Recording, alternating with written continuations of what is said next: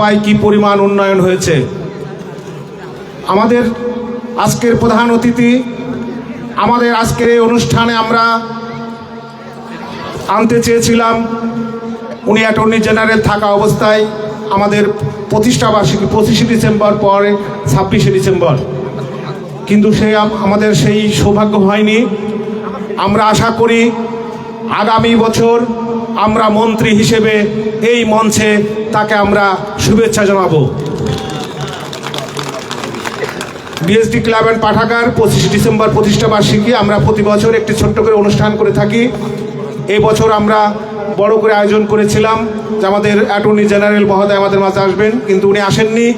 আমরা আমাদের শৈলকুপার উন্নয়নের যার চাবিকাঠি আমরা যার হাতে তুলে দিতে চাচ্ছি, আগামীর শৈলকুপার উন্নয়ন, আজকের উন্নয়নকে অব্যাহত ধরে রাখার জন্য আগামীর বাংলাদেশের সম্ভাবনাময় যে আমরা একজন ক্যাবিনেট মন্ত্রী হিসেবে থেকে দেখতে চাই, আমাদের অ্যাডভোকেট আসাদুজ্জামান ভাই আমাদের মাঝে পর্যায়ে বক্তব্য রাখতে আসছেন।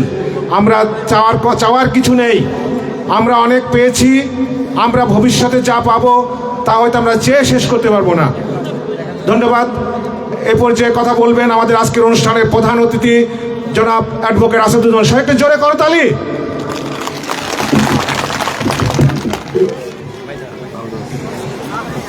বিসমিল্লাহির রহমানির রহিম। বিএসডি ক্লাব এবং পাঠাগার কর্তৃক আয়োজিত আজকের এই সভার, এই সুন্দর স্বর্ণালী সন্ধ্যার এই আয়োজনের সম্মানিত সভাপতি, এখানে উপস্থিত আছেন বিএনপির জেলা, থানা এবং পৌর বিএনপির বিভিন্ন স্তরের নেতৃবৃন্দ, অঙ্গ সংগঠন সমূহের নেতৃবৃন্দ, অত্র এলাকার বাসিন্দাদের একাংশ, বিশেষ করে এই শীতের মধ্যে মা বোনেরা এখানে এসে যে ধৈর্য সহকারে আমাদের কথা শোনার জন্য অপেক্ষায় আছেন, সেই কারণে মা বোনদেরকে বিশেষভাবে ধন্যবাদ জানাচ্ছি। প্রিয় উপস্থিতি, আপনাদের এখানে জাহিদ বক্তৃতা দেওয়ার সময় মূলত দুইটি দাবি করেছে। একটি দাবি, জাহিদ না জাহাঙ্গীর, একটি দাবি হলো পাঠাগারটাকে ভবনে রূপান্তরিত করবেন, একটা ভবন 2 শতক জমির উপরে দেখে এসেছি। আর একটা হলো প্রাইমারি স্কুল, যেটা আনিকা, 8ম শ্রেণীর ছাত্রী আনিকা তার বক্তৃতার সময় সর্বশেষ বলেছেন। আপনাদের কোনো কথা শোনার আগেই আমিও পথ দিয়ে হাঁটতে হাঁটতে যখন আসছিলাম, তখন আমার মাথায় ঢুকে গেছে এই পাঠাগারের জন্য কিছু করা যায় কিনা এবং এখানে স্কুল করা যায় কিনা। যে কারণে ওদের বক্তৃতা শুরু হওয়ার আগে আমি 1 খণ্ড কাগজ নিয়ে 1 নম্বরে ভবন, 2 নম্বরে স্কুলের কথা লিখেছি। ইতিমধ্যেই আমাদের পাশে আমাদের সহযোদ্ধা সহকর্মী উসমান আলী সাহেবের সাথে কথা বলে আমি বলেছি আগামী 1 সপ্তাহের মধ্যে এখানে ছাদ করতে যে পরিমাণ খোয়া দরকার হয় এখানে সরবরাহ করার জন্য আমি ওনাকে বলেছি এবং উনি রাজি হচ্ছেন। ঠিক আছে, উসমান আলী সাহেব পুরা খোয়াটা 1 সপ্তাহের মধ্যে আপনাদের এখানে পৌঁছে দেবেন বলে আমি আশা করছি। বাকিটা আপনাদের সাথে আমি কথা বলে নেব।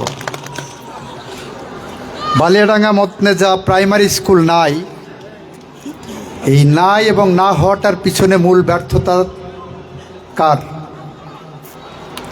আপনাদের পৌরসভার বিএনপি সেক্রেটারি ঠান্ডুর। গত 1 বছরের মধ্যে ঠান্ডু যদি আমাকে এই বিষয়টা দৃষ্টিতে আনতো, আমি বিশ্বাস রাখি আইনি কোনো জটিলতা না থাকলে এটা আমি 1 বছরের মধ্যে এটা করে ফেলতে পারতাম। ইনশাআল্লাহ হবে। এখন কথা হলো সময়ের 1 ফোঁড় আর অসময়ের 10 ফোঁড়। আমি তারপরেও চেষ্টা করব, তবে নির্বাচনের আগে হয়তো এটা কিছু করা যাবে না। নির্বাচন পরবর্তী সময়ে শৈলকুপার উন্নয়ন ভাবনা, উন্নয়ন পরিকল্পনার মধ্যে আপনাদের এটা প্রথম দিকে থাকবে, তবে শর্ত হলো ঠান্ডুকে এটার পিছনে লেগে থাকতে হবে, তাহলে এটাও আমি দেখতে পাবো। এখানে আপনাদের এই গ্রামের আরেকজন সন্তান আবু জাহিদ বলেছেন শৈলকুপাতে 5,000 কর্মসংস্থানের ব্যবস্থা করতে হবে, এখানে টেকনিক্যাল ইনস্টিটিউট করতে হবে, এখানে নার্সিং ইনস্টিটিউট করতে হবে, প্যাথোলজিক্যাল ইনস্টিটিউট করতে হবে এবং ইন্ডাস্ট্রি করতে হবে। প্রথম কথা, টেকনিক্যাল ইনস্টিটিউট করার জন্য শৈলকুপাতে অলরেডি জায়গা সিলেকশন করে অর্ডার হয়ে গেছে বলে আমাকে জানানো হয়েছে প্রশাসন থেকে, গত 17 মাসের মধ্যের ঘটনায়।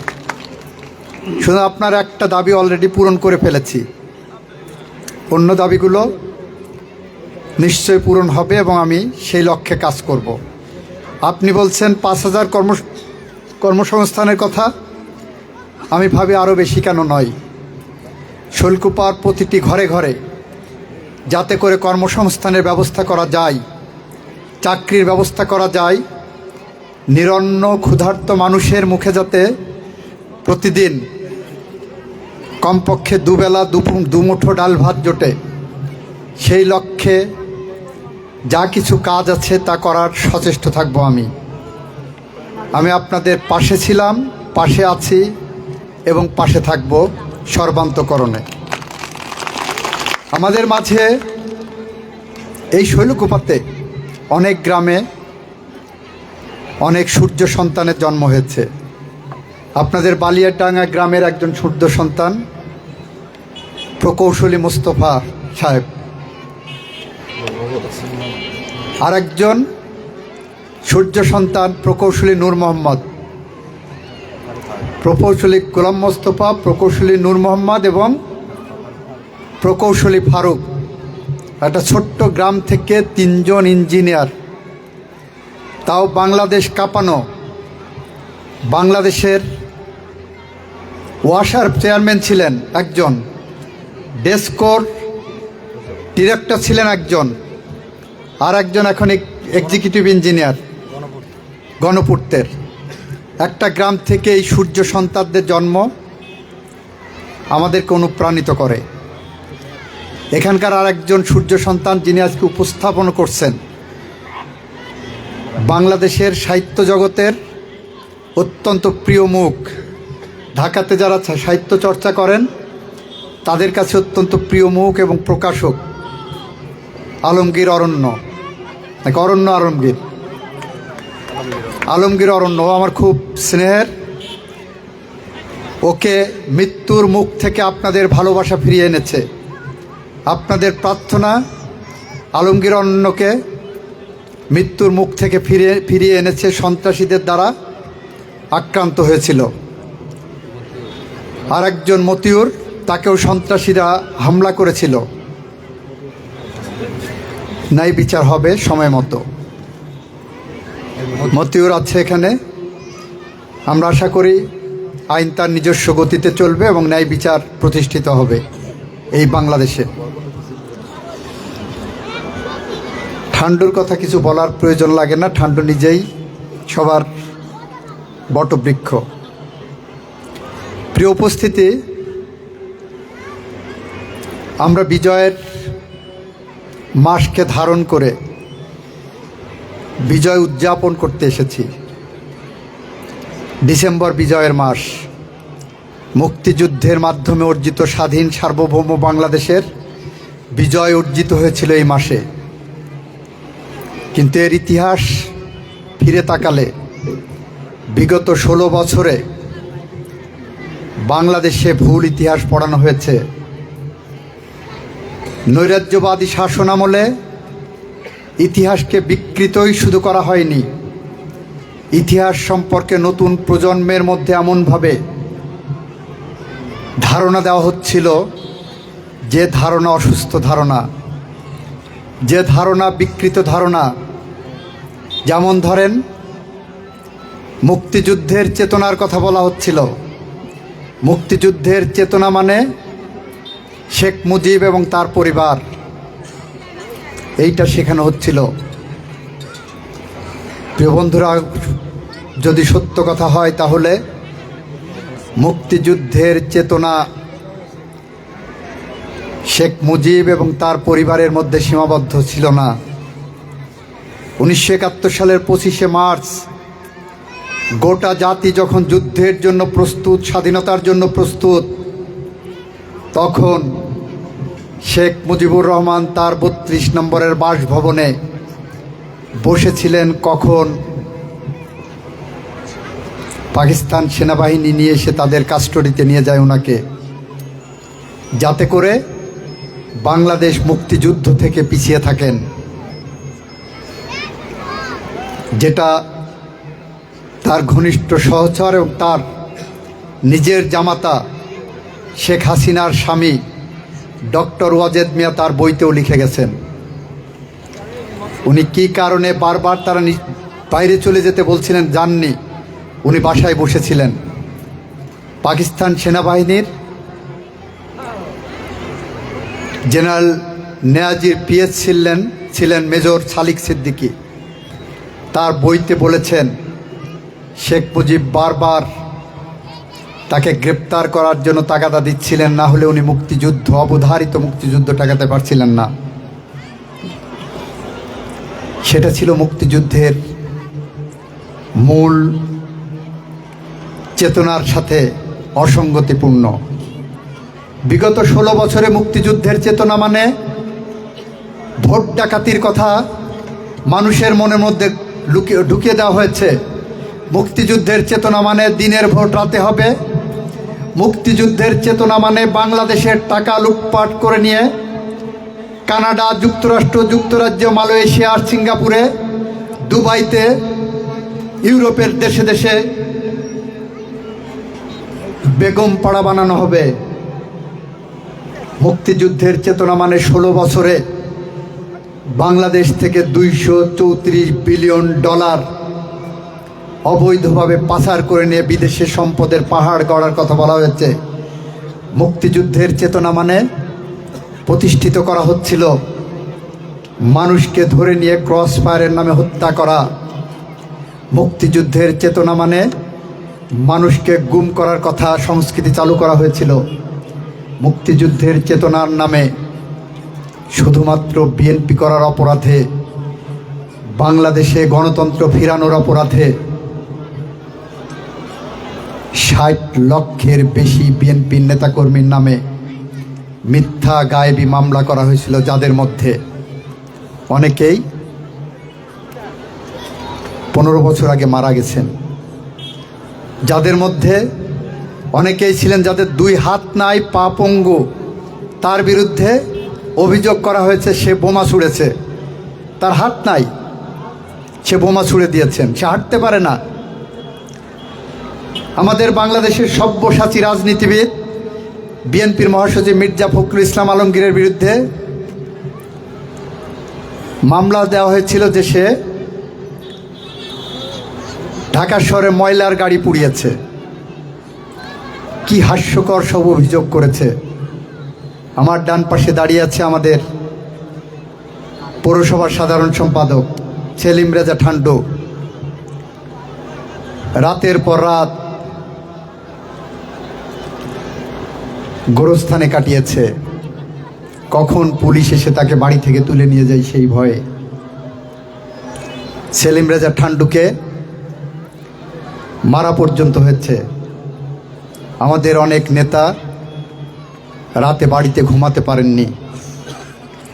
এগুলো মুক্তিযুদ্ধের চেতনা মানুষের মনের মধ্যে এইভাবে ঢুকিয়ে দেওয়া হচ্ছিল যে মুক্তিযুদ্ধের চেতনা কারো ব্যবসার সম্পদ, সুতরাং তা দিয়ে লুট করা যায়, খুন করা যায়, ধর্ষণ করা যায়।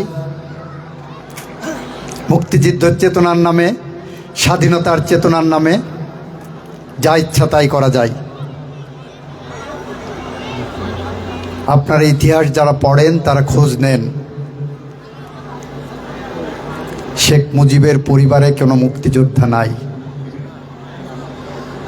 বাংলাদেশের যতজন বীর উত্তম মুক্তিযুদ্ধের সেক্টর কমান্ডার কেউ আওয়ামী লীগ করতে পারেননি। সেই বিজয়ের মাসে আপনাদের বিজয়ের গল্প বলি। 1971 সালের 25শে মার্চ যখন তৎকালীন রাজনৈতিক নেতৃত্ব ব্যর্থ হয়েছিল, তখন বাংলাদেশের মানুষ দিশেহারা ছিল।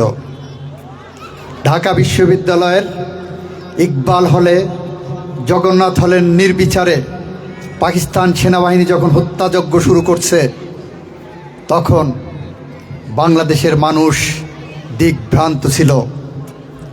আর সেই মানুষের সেই চেতনাকে ধারণ করে, মানুষের সেই নির্যাতিত মুখ দেখে, মানুষের সেই আর্তনাদ শুনে চট্টগ্রাম কালুরঘাট বেতার কেন্দ্র থেকে আমার আপনার প্রিয় নেতা, বাংলার রাখাল রাজা, তৎকালীন বাংলাদেশ সেনাবাহিনীর, পাকিস্তান সেনাবাহিনীর major Ziaur Rahman we revolt বলে বিদ্রোহ ঘোষণা করেছিলেন এবং বাংলাদেশের স্বাধীনতার ঘোষণা দিয়েছিলেন। সেই ঘোষণার মধ্য দিয়েই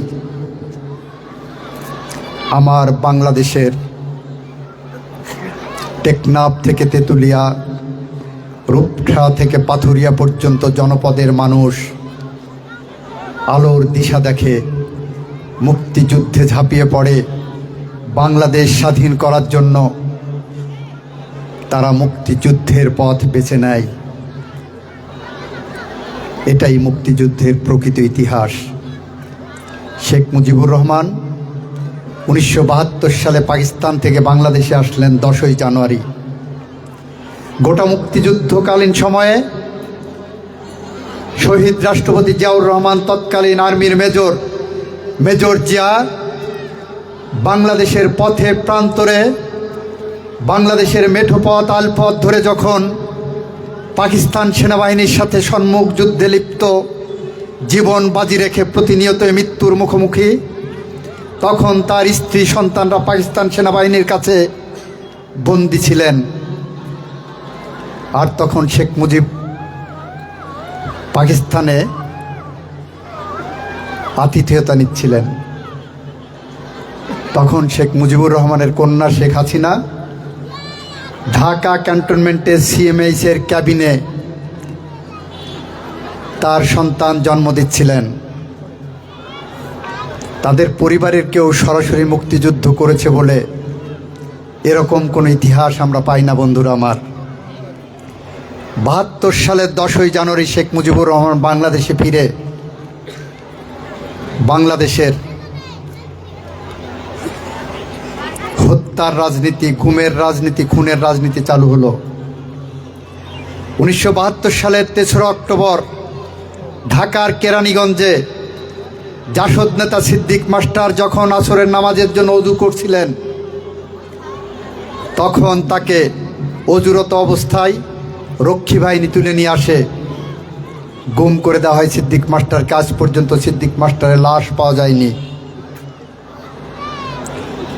72 থেকে 75 পর্যন্ত বাংলাদেশের গণতন্ত্র হত্যা করা হয়েছে, একদলীয় শাসন ব্যবস্থা কায়েম করা হয়েছে, সংবাদপত্রের স্বাধীনতা হরণ করা হয়েছে, সিরাজ শিকদারকে ক্রস ফায়ারের নামে হত্যা করা হয়েছে, জাসদের 30,000 তরতাজা যুবককে সারা বাংলাদেশের আনাচে কানাচে হত্যা করা হয়েছে।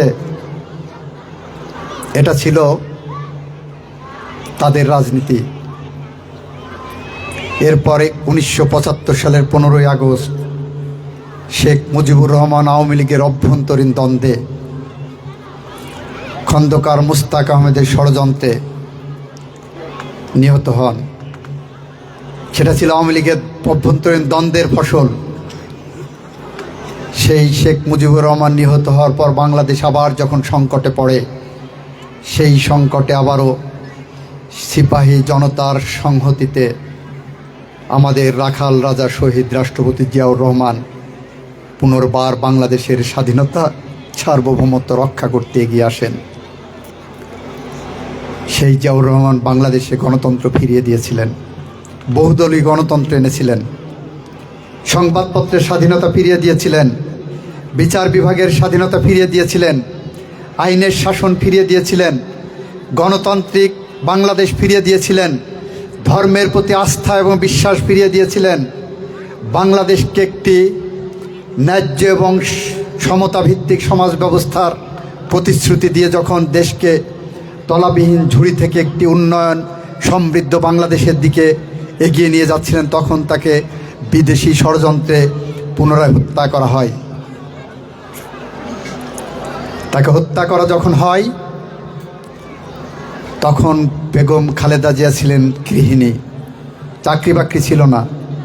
2 সন্তান, নাবালক সন্তান নিয়ে অসহায় অবস্থায় সংসারের দায়িত্ব নেন। তারপরে যে বিএনপির দায়িত্ব নিলেন, একই সাথে সংসার, 2 সন্তান, নাবালক সন্তান, অন্যদিকে দল, সারা বাংলাদেশের মানুষ, গণতন্ত্র, এসবের দায়িত্ব নিয়ে বেগম খালেদা জিয়া দীর্ঘ 9 বছর সংগ্রাম করে স্বৈরাচারের পতন ঘটিয়েছিলেন এবং তখন তার মাথায় জুটেছিল আপোষহীন নেত্রীর মুকুট, দেশমাতার মুকুট, গণতন্ত্রের মা, গণতন্ত্রের জননী, কত মুকুট বাংলাদেশের মানুষ ভালোবেসে তাকে দিয়েছিলেন। ভালোবেসে বাংলাদেশের মানুষ তাকে উপহার দিয়েছিলেন 1991 সালের সরকার। ক্ষমতায় এসেই বাংলাদেশকে তরতর করে উন্নয়নের শিখরে নিয়ে গেছেন, সংসদীয় গণতন্ত্র এনেছেন,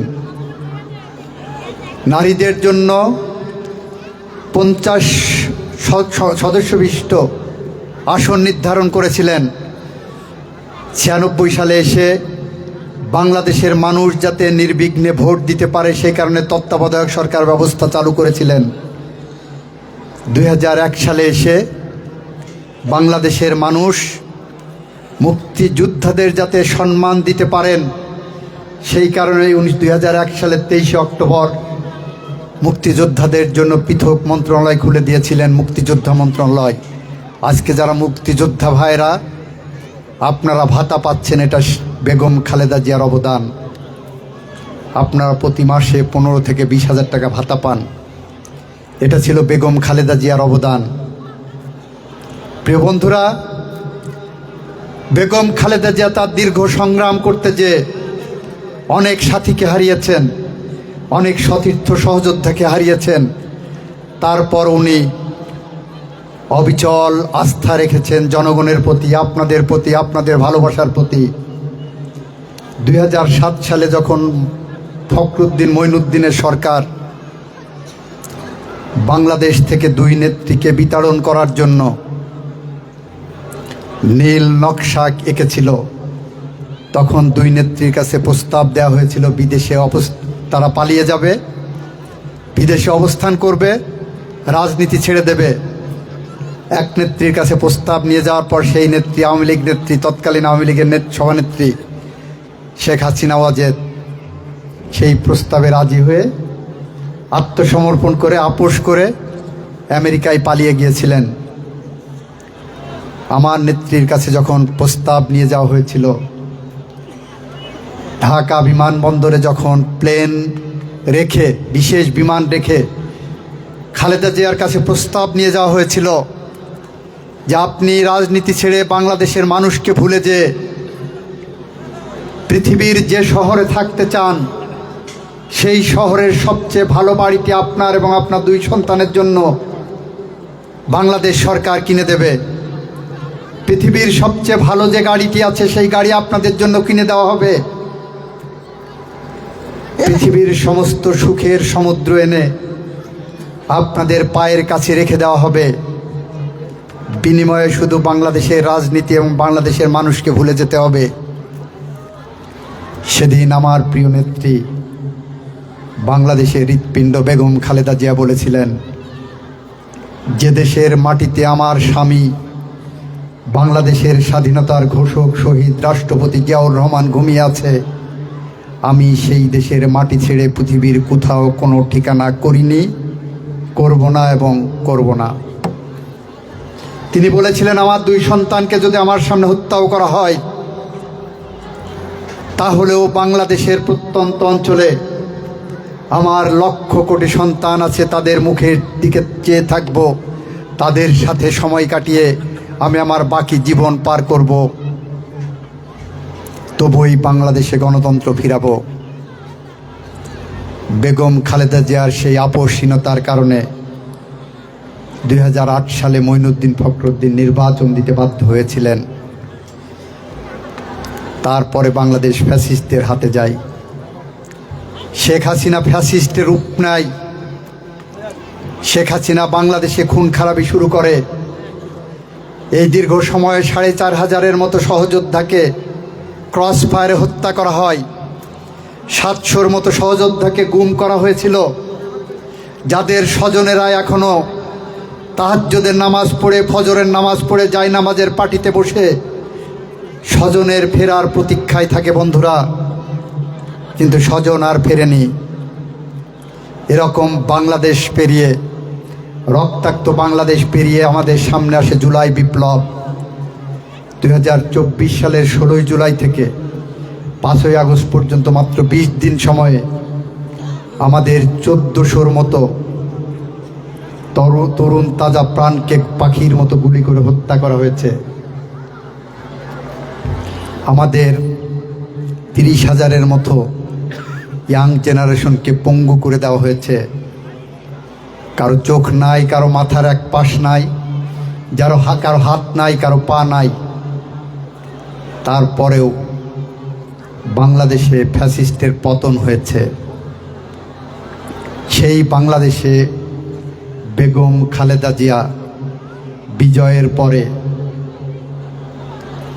আমাদেরকে বলেছেন, বিএনপিকে নির্দেশ দিয়েছেন, বিএনপি ক্ষমতা আসলে প্রথমত নারীর প্রতি বিশেষভাবে উন্নয়নের দৃষ্টি দেওয়ার জন্য। বেগম খালেদা জিয়া ভেবেছেন, বেগম খালেদা জিয়া বলেছেন, একটি পরিবারে একটি নারী হলো ওই পরিবারের ছাতার মতো, সবাইকে আগলে রাখে। একজন নারী, সেই স্ত্রী, আপনার স্ত্রী, এখানে যারা বাম পাশে বসে আছেন, আপনার স্ত্রী বাসায় সবার আগে ঘুম থেকে উঠে ঘরদোর পরিষ্কার করেন, হাঁস মুরগি দেখেন, আপনার সন্তানের জন্য রান্না করেন, আপনাদের কাজে কিংবা স্কুলে পাঠিয়ে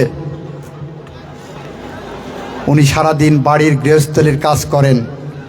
সন্ধ্যার পরে রান্না করে আপনাদের সবাইকে খাইয়ে দাইয়ে, কোনো দিন খাবার যদি থাকে নিজে খান, না হলে উপোস করেই সবার শেষে ঘুমাতে যান। একজন মানুষ, একজন নারী, একজন মানুষ, সেই মানুষটি সবার আগে ঘুম থেকে উঠে সবার পরে ঘুমাতে যায়।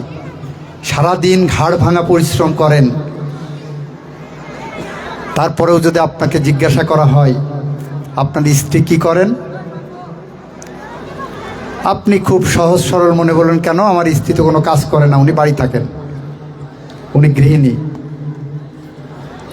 বাড়ি থাকেন, গৃহিণী, কোনো কাজ করে না, কিছু করে না। বেগম খালেদা জিয়া বলেছেন এটা একটা অন্যায়। যে মানুষটি সবার আগে ঘুম থেকে উঠবেন আর সবার পরে ঘুমোতে যাবেন, সবার দেখভাল করে, সবার কাজ করে, তাকে যদি বলা হয় কিছু করেন না, উনি গৃহিণী, এটা নারীর প্রতি বৈষম্য।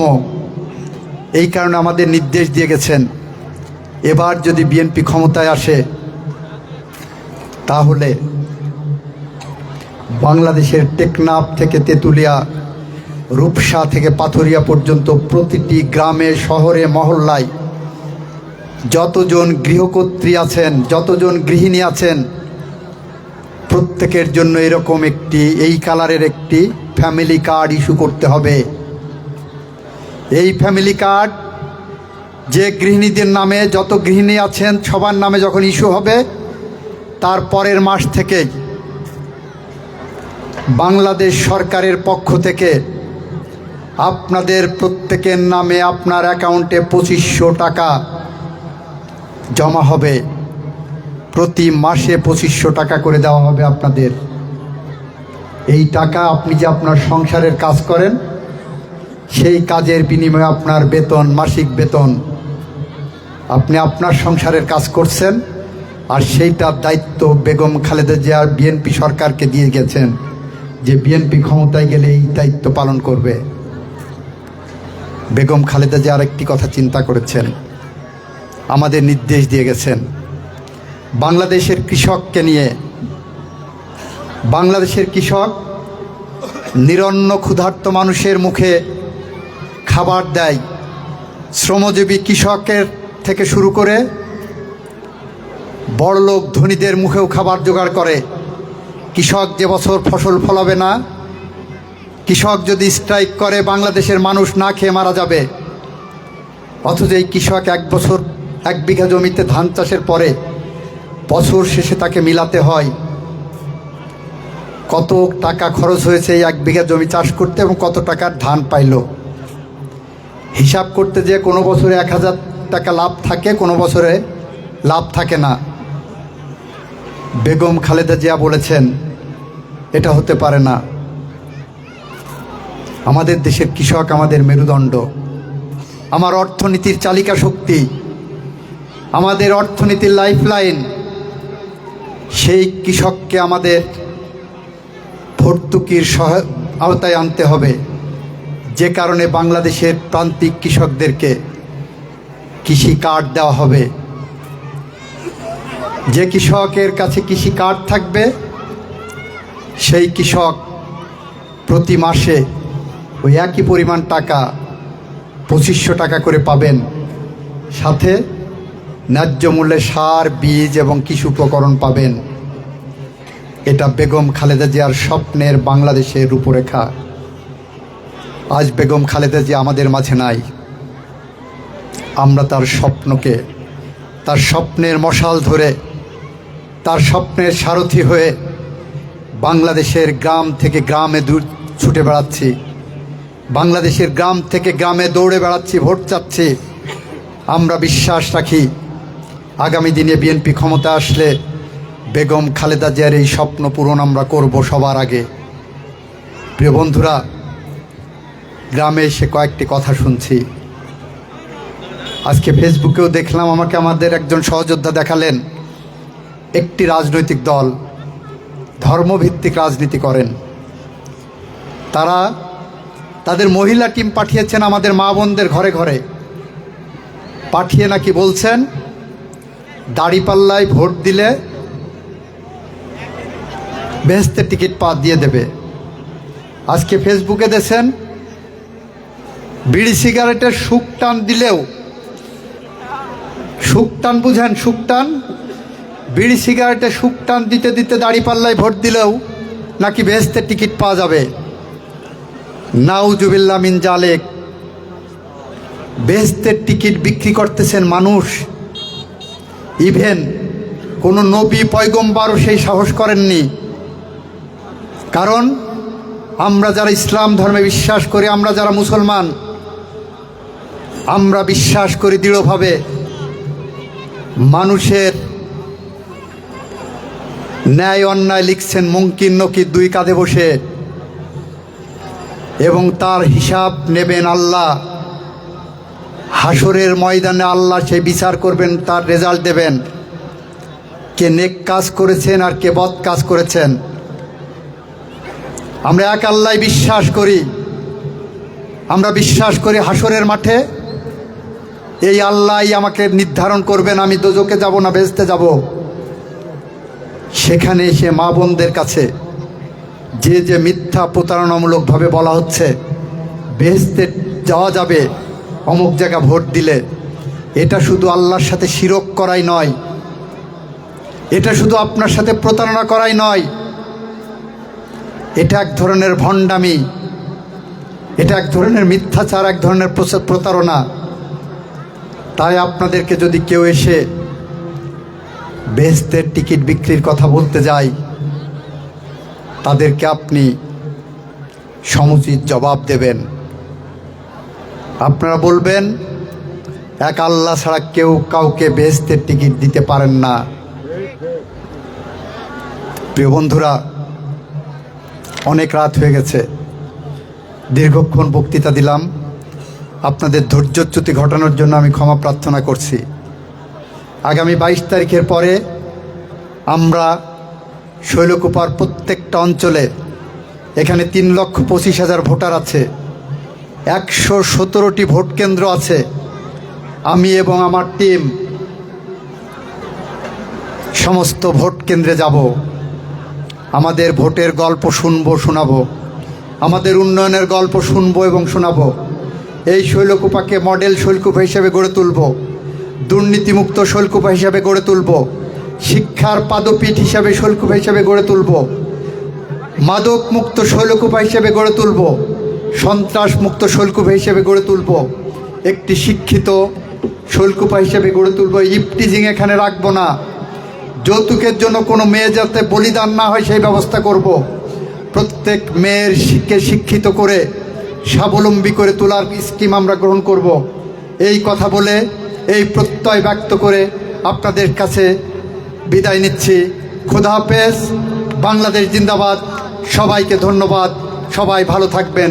আসসালামু আলাইকুম।